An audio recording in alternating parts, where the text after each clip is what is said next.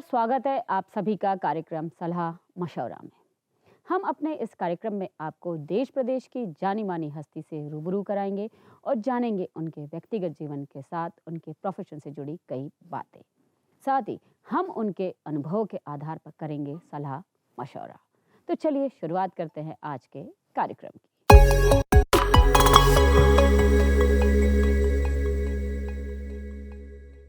तो आज के हमारे कार्यक्रम की शख्सियत है भोपाल मध्य क्षेत्र विधानसभा के तेज तर्रार विधायक श्री आरिफ मसूद जी। हम उनसे उनके छात्र जीवन से लेकर आज के राजनीतिक जीवन के बारे में बहुत सी बातें करेंगे और उनके अनुभव के आधार पर करेंगे सलाह मशवरा। साथ ही हम ये भी जानेंगे कि भोपाल के विकास में उनका क्या विजन है। तो नमस्कार आरिफ जी, आपका हमारे कार्यक्रम में बहुत बहुत स्वागत है। हम आपसे बहुत सी बातें करेंगे और हम शुरुआत करेंगे छात्र जीवन से। और आप बचपन से ही बड़े चर्चा में रहे हैं और कॉलेज में आपने अपनी राजनीति की शुरुआत भी कर दी थी। तो उस समय के कोई कुछ अनुभव आप साझा करें। मैं 1986 के आसपास पॉलिटिक्स में आ गया था, 87 में। और उस टाइम गैस त्रासदी का माहौल था भोपाल शहर में। हमारे घर के करीब ही यूनियन कार्बाइड हुआ करता था और वहाँ सारी कैजुअलिटी थी। तो स्कूल में ये हुआ कि वो एक तरफ तो हताशा थी और पूरा माहौल दर्द भरा था, दूसरी तरफ हम लोगों को लगता था कि बच्चों को हुआ कि जनरल प्रमोशन मिल जाएगा। तो 5th-7th क्लास में होते थे, 8th क्लास उस टाइम बोर्ड हुआ करता था। तो वहाँ से कुछ बच्चे प्रोटेस्ट कर रहे थे, उनके साथ शामिल हो गए। वहीं से ये रिदम आगे चलता रहा। पॉलिटिकल लीडर्स की टच में आ गए तो नेतागिरी करने लगे। कॉलेज में नहीं आए थे, उससे पहले कॉलेज पैनल के अंदर लड़के छात्र संघर्ष समिति बना ली, लड़ने लगे। वहीं से आ गए थे। तो उस समय का कोई ऐसा कॉलेज का कोई ऐसा अनुभव हो जो मतलब एक ऐसा होता है ना माइलस्टोन हो जाता है कि नहीं अब तो अगर हमें कुछ करना है तो सिर्फ राजनीति में ही करना है। नहीं, एक लग गया था उस टाइम, तो जुनून था। देखिए, बहुत टू बी फ्रेंकली के कोई ऐसा सोच के पॉलिटिक्स नहीं करी थी। जी जी। एक के बाद एक काम करते रहे, लगे रहे। तो ऐसा कोई हादसा नहीं है जिसको ये कहा जाए कि उसकी वजह से मैंने ऐसा कर लिया। जब तक समझ पाते तब तक बहुत आगे जा चुके थे, और जब आगे जा चुके थे तो पीछे इसके अलावा पलटने का काम नहीं था। जी जी जी। क्योंकि फिर कॉलेज में जब आ गए थे तो ज़ाहिर है कि फ्यूचर प्लान कुछ करते तो स्टडी उस लायक नहीं थी और बहुत हाई परसेंटेज नहीं था। तो फ्यूचर में आगे क्या करते, तो फिर ये रहा कि नहीं, राजनीति ही करेंगे। और एक संघर्ष का एक मिजाज भी बन गया था, हर बात पर आंदोलन करना, कुछ भी गलत लगा तो फौरन काम करना, इस पे बोलना। उसी धारा प्रवाह में लगे रहे तो वो ऐसे ही चलता रहा, वक्त जाता रहा, पता नहीं चला। तो आरिफ जी, मैं आपका प्रोफाइल देख रही थी जिसमें शिक्षा का कॉलम देखा जिसमें आपने लॉ में शिक्षा ग्रहण की। तो क्या आपने ये लॉ की शिक्षा सिर्फ शिक्षा की तरह लिया है या फिर उसको आपने एज अ प्रोफेशन अपनाया और कचहरी में आपने कभी किसी केस की पैरवी भी की है? हाँ, कुछ मामलों में जाना पड़ा अदालत। मैं बार का मेंबर भी हूँ, कोर्ट में भी हूँ। लेकिन किसी के साथ शेयरिंग में खड़ा हुआ, इंडिविजुअल नहीं खड़ा हुआ। तो आरिफ जी, आप बड़े ही पॉपुलर विधायक हैं अपनी विधानसभा के। तो आप बताइए कि आपने अपनी विधानसभा के लिए ऐसे कौन से अभूतपूर्व कार्य किए कि जिससे लोग आपको फिर से आपको उन्होंने इस बार भी इलेक्शन में दोबारा पसंद किया? देखिए, मेरी एक नेगेटिव छवि बनाई जाती थी। बीजेपी और बाकी तमाम संगठन मिलके, और जो लोग भी मेरे खिलाफ होते थे, तो मैं उस पर ध्यान नहीं देता था, मैं अपने काम पे ध्यान देता था। और मैं जिस दिन जीता था तब हमारी सौभाग्य से सरकार थी। सरकार भी 10-12-14 महीने रही। मुझे वक्त कम मिला क्योंकि 14 महीने में 4-5 महीने निकल गए लोकसभा चुनाव में, नगर निगम चुनाव में। तो ज़ाहिर है 8-10 महीने ही हम लोग रेगुलर काम कर पाए। लेकिन मेरा दिमाग था कि मैं जब आया था तो मैं घूमता था तो बहुत गड्ढों की सड़कें, बहुत ऐसी विधानसभा मिली हुई थी बदहाल। तो मैंने सोचा था कि मैं पूरा एफर्ट्स करूँगा, और मैं लगभग बहुत कुछ एफर्ट्स करा और 60-70%, 80% तक वो काम कराए जो मैंने अपने दिमाग में रखे थे कि ये ज़रूरी है।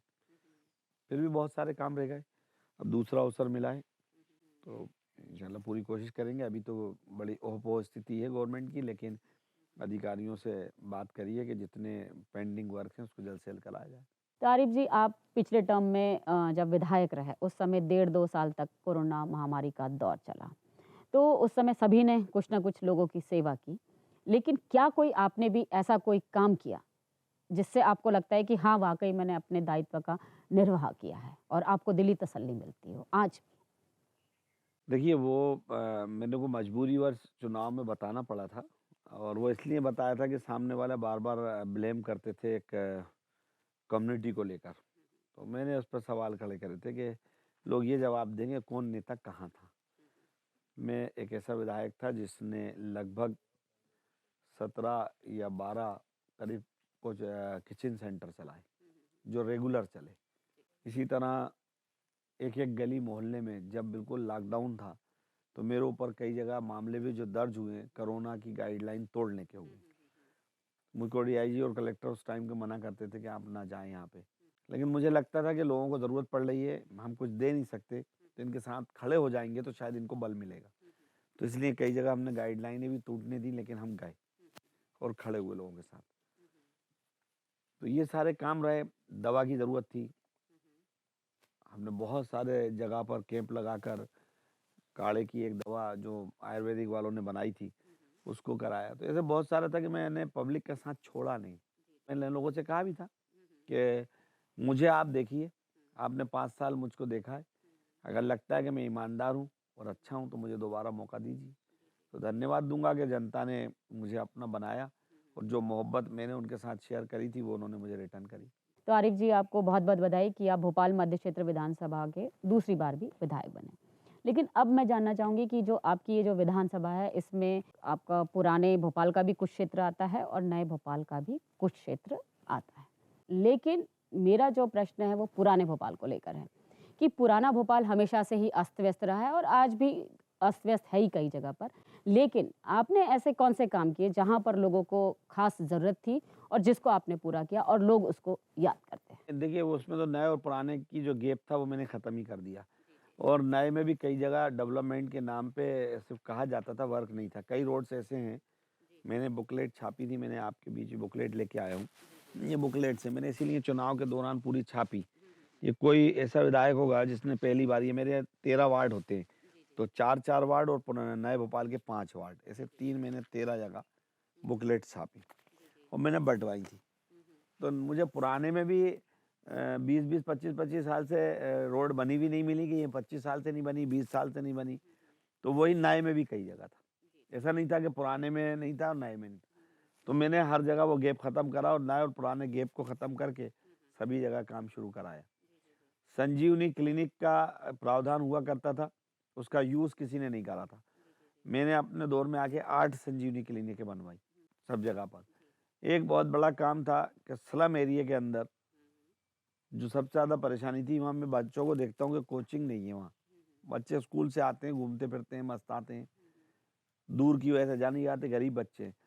तो मैंने एक सावित्रीबाई फूले के नाम से निःशुल्क कोचिंग सेंटर चालू करा, जिसमें 400 बच्चे कोचिंग ले रहे हैं। ये सब वो काम थे जो मैंने धीरे-धीरे करके अपनी विधानसभा में करे और अभी भी नए उसमें भी मेरे को जो कोचिंग सेंटर मैंने डाले हैं, उसको मुझे आगे बढ़ाना है। उसको सिटी में भी लाना है, करूँगा। आरिफ जी, मैं जानना चाहूँगी जो आपका अरेरा कॉलोनी का जो एरिया है, बिट्टन मार्केट की अगर हम ख़ास तौर से बात करें तो वहाँ हफ़्ते में 3 दिन हाट लगती है और उस जब हाट लगती है तब जो सब्ज़ी वाले हाट में तो ठीक है, लेकिन कुछ सब्ज़ी वाले फुटपाथ तक आ जाते हैं, अपनी दुकानें लगाते हैं, जिसकी वजह से ट्रैफ़िक जाम बना रहता है, आए दिन दुर्घटना भी घटती है। तो जब ऐसी फुटपाथ पे जब दुकानें लग रही है, फल वाले, ठेले वाले भी जिस दिन हाट नहीं होती है, लेकिन फुटपाथ पे फिर भी उनकी दुकानें लगी रहती हैं। तो इस समस्या से कैसे निजात मिल सकती है? इस बारे में आप बताइए। देखिए, उसके लिए वो कोशिश करके पहले सिटी से ऐसी जगह बनाया गया था। वो तो ट्रैफ़िक वालों की व्यवस्था है, उनको चाहिए कि उसको सुधारें और हम लोग उनको बोलते भी हैं कि ट्रैफ़िक वाले करें। लेकिन वहाँ कुछ रोड पर जिस तरह की बात आती है कि क्राउड बढ़ जाता है, तो मेरा इन मामलों में ये रहता है कि पहले व्यवस्थापन सही से कराएँ, फिर किसी को हटाएँ, तो ही व्यवस्था सही होगी और उसके लिए दोनों का कोऑपरेशन ज़रूरी है, जहाँ ठेला व्यापारियों का वहीं पे एडमिनिस्ट्रेशन का, दोनों को एक-दूसरे के साथ मिलकर ही काम करना चाहिए, बेजा नहीं करना चाहिए। जिस तरह से आप ठेले वालों का आपने ध्यान रखा कि उनकी रोज़ी-रोटी पे मार नहीं पड़नी चाहिए और ये भी आपने नसीहत दी कि वो वहीं ठेले लगाएं जहाँ जगह उनको दी गई, एनक्रोचमेंट न करें। नहीं, मैंने तो एमपी नगर खाली करा था इंक्रोचमेंट से। पूरा एमपी नगर जोन के अंदर मैंने कहा था कि जितने बड़े-बड़े शॉप्स हैं, सब कुछ है, बड़ी दुकानें हैं, लेकिन रोड पे कोई जा नहीं पाता, प्रेस वाले हैं, परेशान होते हैं। तो मैं कहा सब जगह से हटाओ। तो मैंने तो हटाने मुहिम चलाई थी। बीजेपी के अभी भी आधे लोग ऐसे हैं, जर्नल शिकायतें मेरे पास रोज़, कि भारतीय जनता पार्टी के नेताओं की मदद से वहाँ पे एनक्रोचमेंट होता है। ठेले वालों से, इनसे, उनसे सबसे चोट वसूली होती है और एडमिनिस्ट्रेशन को सब पता है, लेकिन एडमिनिस्ट्रेशन नहीं करता, दबाव में रहता है सरकार के। तो आरिफ जी, जैसे आपने एमपी नगर की बात की है, तो मैं आपको बताना चाहूँगी कि जो मल्टी लेवल पार्किंग है वो एमपी नगर में भी है और न्यू मार्केट में भी है।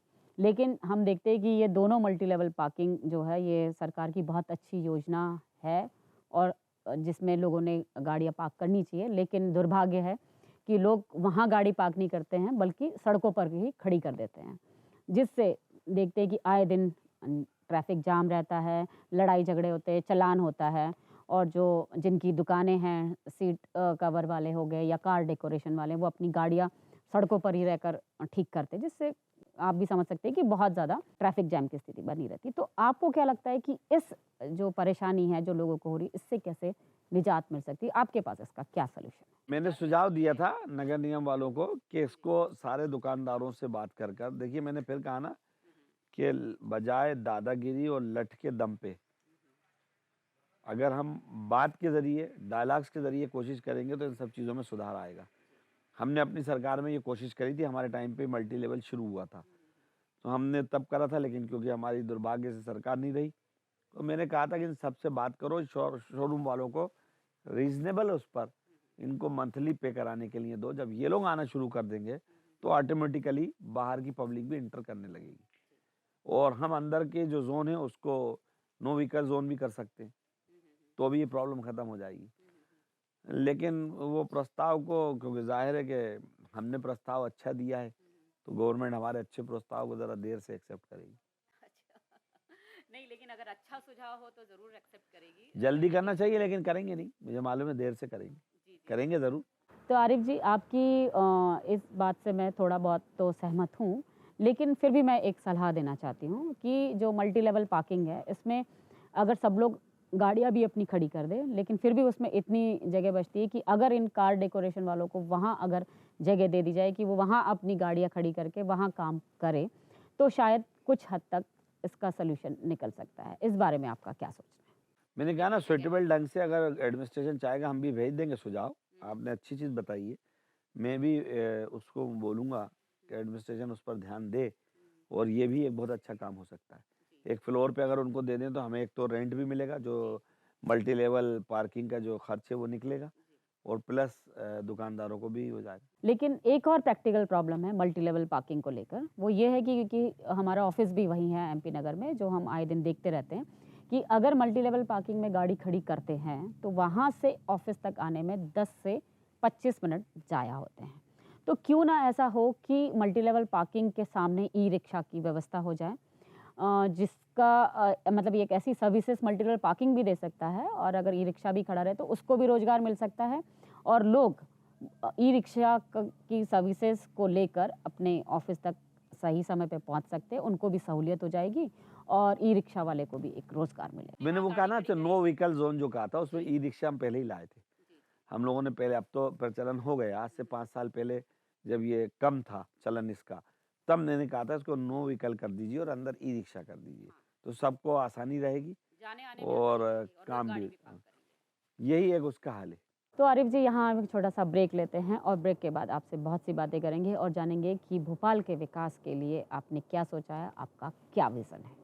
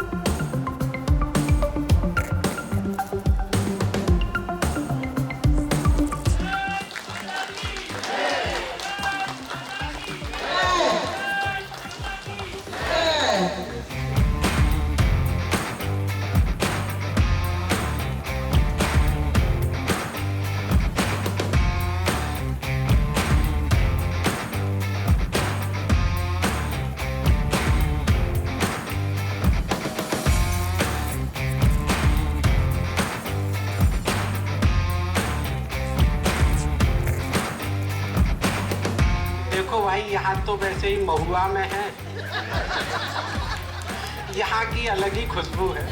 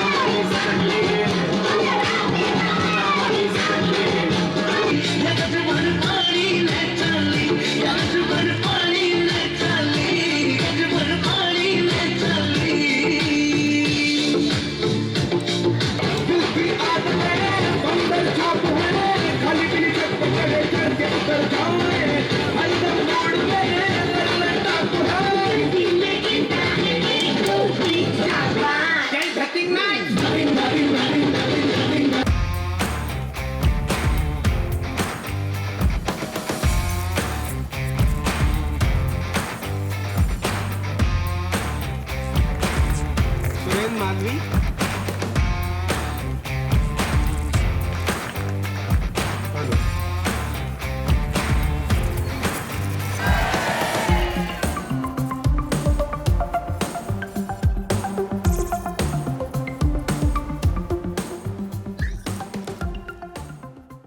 तो सर ब्रेक के बाद आपका फिर से स्वागत है। तो आरिफ जी, जिस तरीके से आप अपनी लड़ाई लड़ रहे हैं और आप अपने सुझाव सरकार के सामने रख रहे हैं कि उस पर अमल हो और जो हमारे लोग हैं उनको उनकी समस्याओं का निदान हो सके, तो इसी पर हम और बात करना चाहेंगे। जैसे हमने एनक्रोचमेंट पे बात करी, जैसे आपने बताया कि हाट जब लगता है तो लोग बाहर आके अपनी दुकानें लगा लेते हैं, लेकिन खैर उनकी मजबूरी है क्योंकि उनको भी अपनी आजीविका चलानी है। लेकिन मैं उन लोगों की बात करूँगी जिन लोगों के अपने खुद के पहले से मकान बने हुए हैं, अपने अपने घरों में रह रहे हैं, रिहायशी इलाके की बात कर रही हूँ, तो उन्होंने अपने घर तोड़कर वहाँ पर 5-5 मंजिला अपने मकान बना रहे हैं, जबकि वहाँ उसकी अनुमति नहीं है और 0.75 FAR की जगह वो 0.5 FAR तक का इस्तेमाल करें। तो इस बारे में आपका यही कैसे इसको रोका जा सकता है? देखिए, इसके लिए मैं समझता हूँ कि नगर निगम को और डिस्ट्रिक्ट एडमिनिस्ट्रेशन को बैठ के सोसाइटी से बात करना होगी। और ये बात सही है, हमारे पास भी अक्सर लोग आते हैं कि अब वहाँ रेजिडेंशियल एरिया है, उसको कमर्शियल कर दिया। कई लोगों ने कमर्शियल कर लिया है, तो अब कमर्शियल क्योंकि मैक्सिमम बढ़ता जा रहा है, तो जो रेजिडेंशियल लोग रह रहे हैं उनको तकलीफ हो रही है।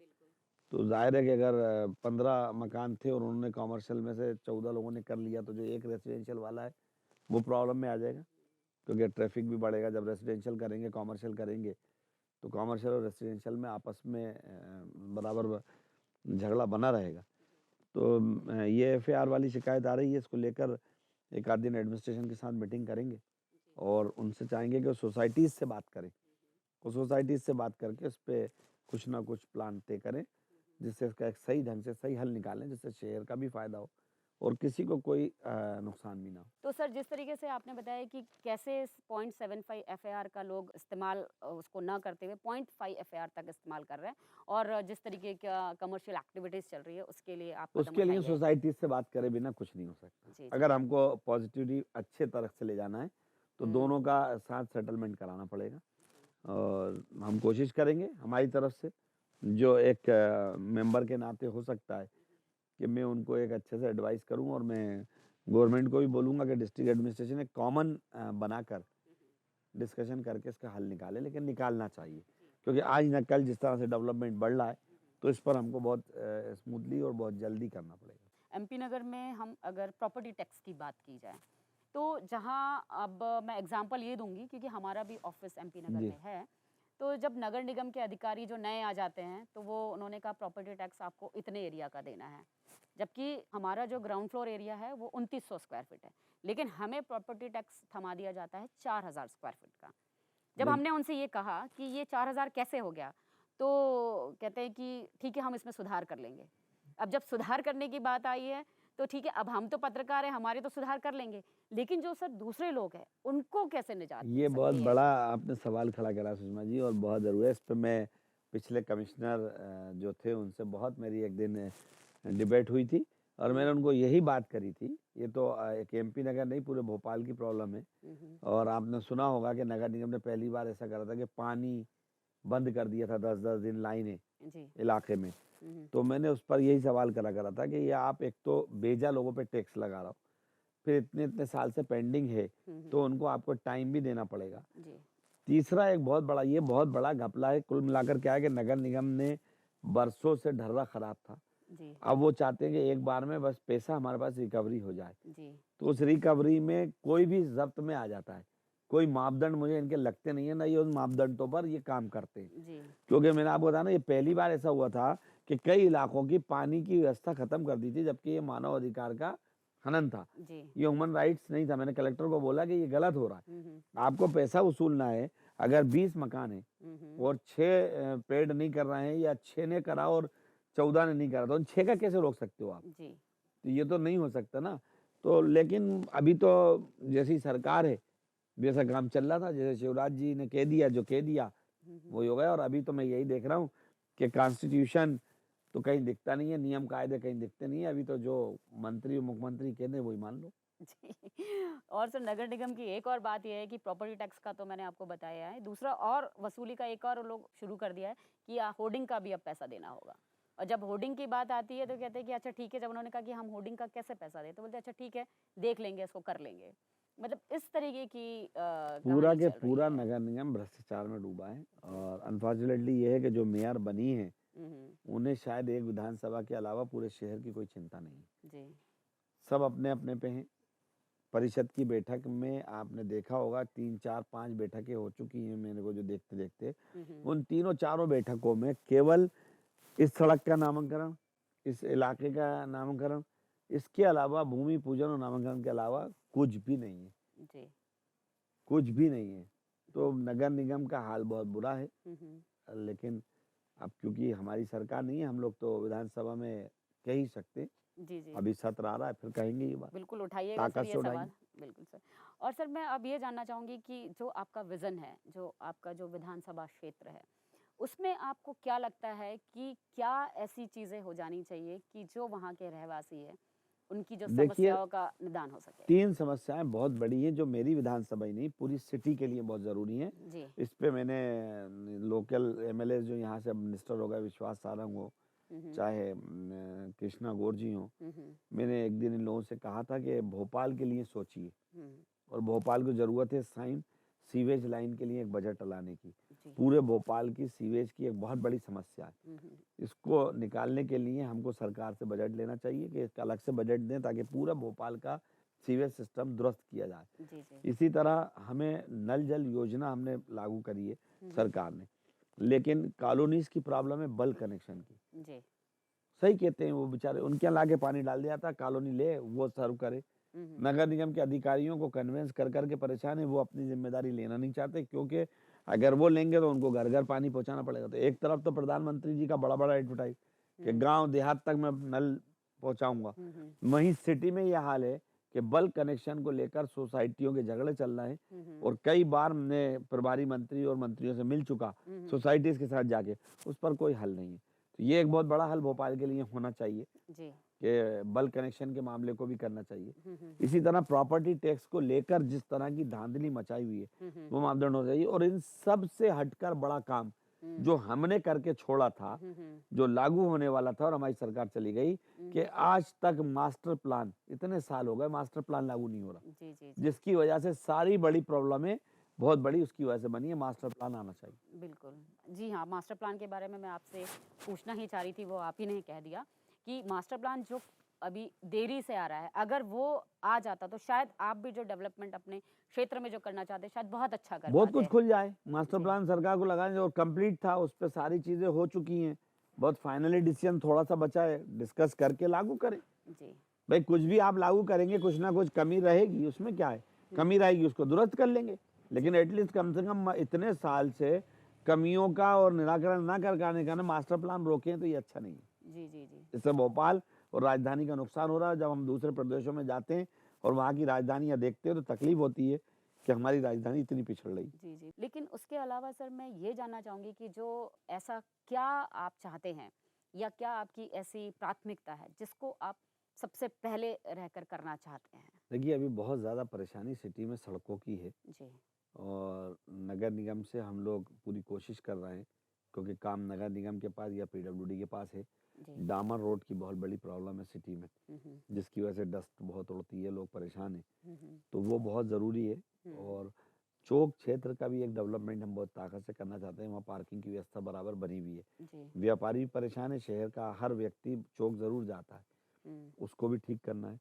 तीसरा, एक हमारे स्कूल जितने भी हैं यहाँ से लेके वहाँ तक सरकारी स्कूलों में सबसे ज़्यादा प्रॉब्लम बनी हुई है। ना फर्नीचर की व्यवस्था हो पा रही है, ना मेंटेनेंस का पैसा आ रहा है। तो मैंने पिछली विधानसभाओं में भी लगाया था और अभी फिर यही करूँगा कि पूरी कोशिश से ये काम करा के दूँ। सर मैं जानना चाहूँगी कि जैसे सरकार की बहुत महती योजनाएँ हैं जो जनता के लिए, जनता के हित के लिए है। लेकिन उसके सुचारू रूप से जनता तक पहुँचने के लिए आपकी क्या प्रयास रहते हैं कि वो जनता तक उसका लाभ मिल सके? देखिए इसमें कोई शक नहीं कि बहुत सारी योजनाएं हैं जो बहुत अच्छी योजनाएं हैं। जी, जैसे आयुष्मान है, गरीबी राशन का है, जी।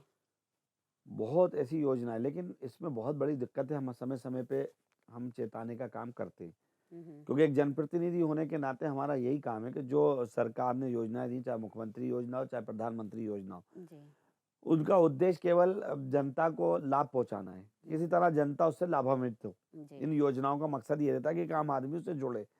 लेकिन देखने में ये आया है कि भुगतान ना होने के कारण आयुष्मान में कई अस्पताल इलाज नहीं करते, जी, कई अस्पताल में इलाज मना कर दिया जाता है पेशेंट को। अब जब मना कर दिया जाता है और उसके बाद उनसे संपर्क साधा जाए तो वो लोग बहाने करते हैं। जी, तो ये काम हम कोशिश करते हैं कि सरकार के समय रहते हुए जब जिला सरकार की बैठक होती है तो प्रभारी मंत्री के माध्यम से उनको सूचित करते हैं कि ये योजनाओं का लाभ जनता को नहीं मिल रहा है, इस पर आप प्रभावी काम करें, जी, इस जी। पर काम होना चाहिए। ऐसे ही मैंने कहा कि राशन की व्यवस्था हाँ, है। निःशुल्क राशन में कई निःशुल्क बार राशन सरकार दे रही है, योजना बहुत अच्छी है, गवर्नमेंट ने दी है, प्रधानमंत्री ने भी दी है। आवास योजना, अब प्रधानमंत्री आवास योजना है, उसकी योजना आपकी बहुत अच्छी है।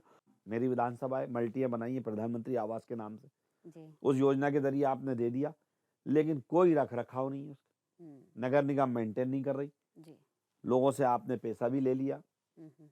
कुछ लोगों का ड्यूज पड़ा हुआ है, ठीक है, वो एक प्रक्रिया है लोन की, लेकिन योजना तो अच्छी थी ना। अब आपने बना दिया, प्रधानमंत्री आवास दे दिया, मल्टियों को आपने मकान दे दिए, उनको रहने का दे दिया, लेकिन देने के बाद उसको मेंटेन करने का काम नगर निगम का है, जी, जो नगर निगम नहीं कर रही। जी, ये एक बड़ा दुख का विषय, ना पुताई करती है, हुँ।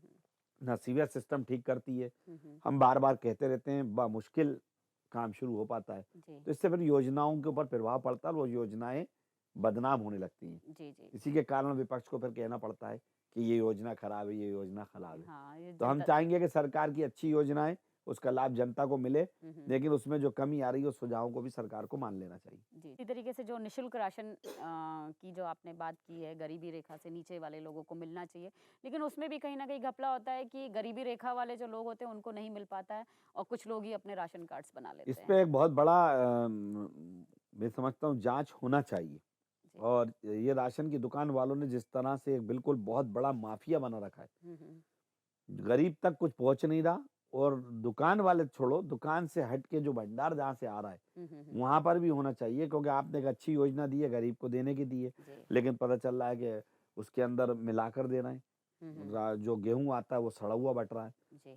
तो योजना पे प्रभाव पड़ेगा। आपने अच्छी योजना करी, आप तारीफ करते हैं, फिर विपक्ष जब आलोचना करता है तो फिर मुख्यमंत्री कहते हैं हमारी आलोचना हो रही है, हम तो अच्छा काम कर रहे हैं। तो बिल्कुल ठीक है, आप अच्छा काम कर रहे हैं, आप अच्छा काम कर रहे हैं, तो जो नीचे गड़बड़ हो रही है उसको कौन ठीक करेगा? हाँ, सुपरविजन सुपरविजन तो सरकार ही को करना है ना, सरकार में बैठे हैं। तो हम जनप्रतिनिधि अगर हम आपको बता रहे हैं तो आपको इस पर ध्यान देना चाहिए, और इन योजनाओं के माध्यम से जनता को सही लाभ मिले, इन ये योजनाओं का असल मकसद है।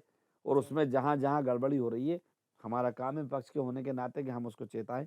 और मेरी जहाँ तक व्यक्तिगत बात है, तो मैं पहले पूरी कोशिश करता हूँ कि पॉजिटिविटी ढंग से, अच्छे ढंग से उन योजनाओं के बारे में सरकार को बताऊं, उसके बाद मैं आरोप प्रत्यारोप पर जाता हूँ। बिल्कुल। तो सर, मैं जाते-जाते आपसे बिल्कुल ये पूछना चाहूँगी कि अगर आपसे कोई मिलना चाहता है, आपकी जो विधानसभा का कोई भी व्यक्ति हो, जिसे कोई ना कोई समस्या हो, आपसे मिलना हो, आप तक अपनी शिकायत पहुँचानी हो, समस्या पहुँचानी हो, तो कहाँ उसको आपसे मिलना चाहिए और किससे संपर्क करना देखिए, चाहिए? मेरे यहाँ तो बहुत आसानी है। मैं एक शायद ऐसा विधायक होऊँगा जो 3 जगह कार्यालय पे बैठता हूँ। जी।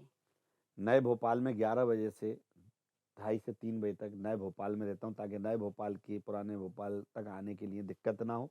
तो मैं वहीं पे 6 नंबर पर मेरा कार्यालय है, जी। जो विधिवत चलता है। जी। शाहजहाँआबाद में एक कार्यालय है मेरा, जहाँ 3 बजे से लेके 7 बजे तक वहाँ रहता हूँ। जी। और उसके बाद रात में 9 बजे से लेके 1 बजे तक, 12:30 तक घर पे बैठता हूँ, जो घर के बाहर ऑफिस है। तो मैं कोशिश ये करता हूँ कि मेरे से मिलना मेरे लिए कोई वो नहीं है, और बाहर बैठता हूँ, सार्वजनिक बैठता हूँ, कभी भी आ सकते हैं। और मैं अपनी विधानसभा और शहर के लिए यही एक संदेश देना चाहूँगा कि ये देश बड़ी मुश्किल से हमको मिला है। जी। ये एक गुलामी की जंजीरों में जकड़ा था। ये शब्द कहना बड़ा आसान होता है, और ये कहना भी बहुत आसान होता है कि हमारे स्वतंत्रता सेनानियों ने इस देश को कुर्बानी देकर आज़ाद कराया। जी। तो ये शब्दों में बड़ा अच्छा लगता है, लेकिन अगर इसको गंभीरता से चिंतन करेंगे तो बड़े कठिन सवाल हैं। तो जब जिन लोगों ने हमको इस सब चीज़ें सोचकर दिया, तो उन्होंने इसीलिए दिया कि ये देश मोहब्बत में तब्दील हो, और मोहब्बत के नाम से ये देश दुनिया में जाना गया। जी। इसीलिए इसको आगे बढ़ाने के लिए हम सबका भी दायित्व है कि हम नफ़रत को समाप्त करें, मोहब्बत को बढ़ाएं। बिल्कुल। बहुत-बहुत धन्यवाद धन्यवाद। आरिफ जी, आप हमारे इस कार्यक्रम में आए और आपने बेबाकी से वो उन सब बातों को कहा जो सरकार तक पहुंचनी चाहिए, और लोगों की समस्याओं का समाधान जितने जल्दी हो सके उसके लिए आप हमेशा प्रयासरत रहते हैं। जी। तो आज के कार्यक्रम में बस इतना ही। अगले हफ्ते हम फिर हाजिर होंगे किसी और नई शख्सियत के साथ। तब तक मुझे और मेरी पूरी टीम को दीजिए इजाज़त। नमस्कार।